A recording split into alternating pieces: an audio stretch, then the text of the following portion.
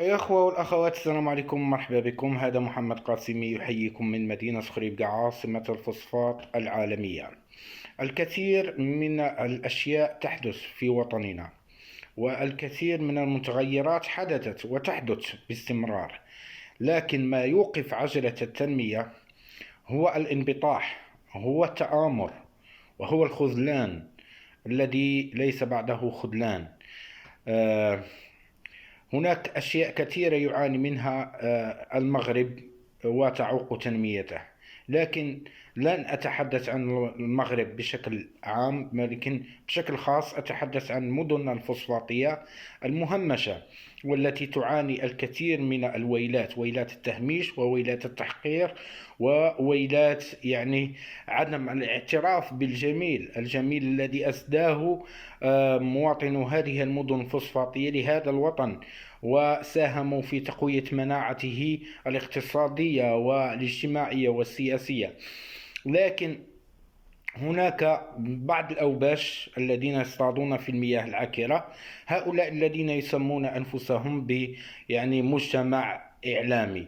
هؤلاء أشباه الإعلاميين من بعض الأوباش، لا أعمم ولكن أخصص هنا. أعني بعض الأوباش الذين استغلوا فرصة الإنترنت والعالم الرقمي وفضاء الإنترنت من أجل أن يبثوا سمومهم في هذا الوطن العزيز علينا جميعا، وأن من خلال تمجيد الفساد والمفسدين، وتمجيد المختلسين، وتمجيد كل من يصطاد في المياه العكرة ويعيق تقدم هذا الوطن بشكل إيجابي وبشكل حقيقي.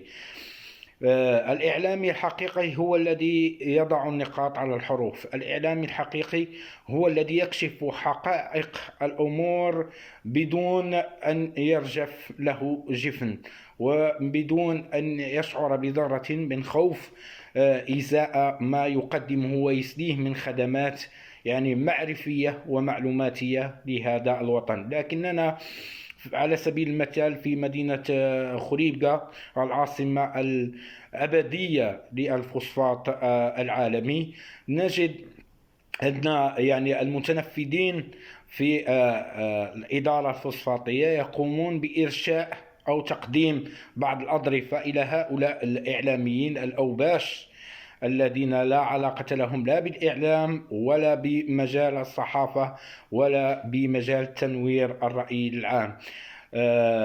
وهنا أعترض على مثل هذه الصفقات المشبوهة التي تمر تحت أعيننا، ونحن نسكت عنها وندعها تمر مرور الكرام. لكن بدءا من الآن هذه الأمور لن تمر، وما حدث فعند افتتاح مستشفى أكديطال والأظرفة التي وزعت هناك لن نصمت عليها، وسنقول كفى من هذه الأشياء والسخافات التي تحدث تعيق تقدم حقيقي في هذا الوطن. وآتي إلى رئيس المجلس البلدي بمدينة خريبكا، وفي رده على الدكتورة حنان غزلي، أعتقد اسمها هكذا، وهي مستشارة في المجلس البلدي، حيث قالت له ماذا قدمت لمدينة خريبكا، وقال لها أنا نصف قرن وأنا أساهم في مدينة خريبكا.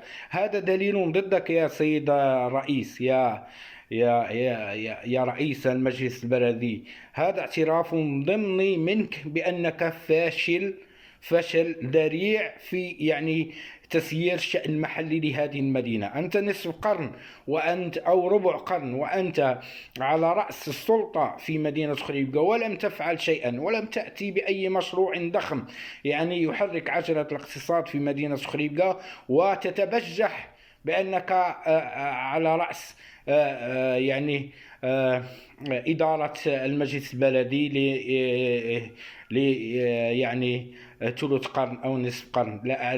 لا أعرف حقيقة كم عدد سنين أمضيتها على رأس المجلس البلدي، لكن أعلم أنك يعني بقالك سنين وانت بتتحكم في المجلس البلدي. لكن ماذا قدمت لهذا المجلس البلدي وماذا قدمت لهذه المدينة، مدينة خريبكا العزيزة؟ لا شيء، صفر. كل شيء صفر على صفر على صفر. سنبدأ بالأوباش، سنناضل ضد هؤلاء الأوباش المرتزقة المريقية كما يقال لهم، وسنكمل مسيرة النضال في هذا الشهر، في شهر رمضان المبارك هذا، ضدك أنت وضد أمثالك من الفشلة الذين لم يقدموا أي جديد لهذه المدينة خريبكا. هذا محمد قاسم يحييكم، كنطلب منكم أنكم تبارطاجيو هذا الفيديو هذه، لأننا مقبلون على يعني أشهر من النضال الجدي من أجل مدينة خريبكا ومن أجل الوطن ككل، من أجل مغرب قوي وديمقراطي وحقيقي. السلام عليكم ورحمة الله وبركاته.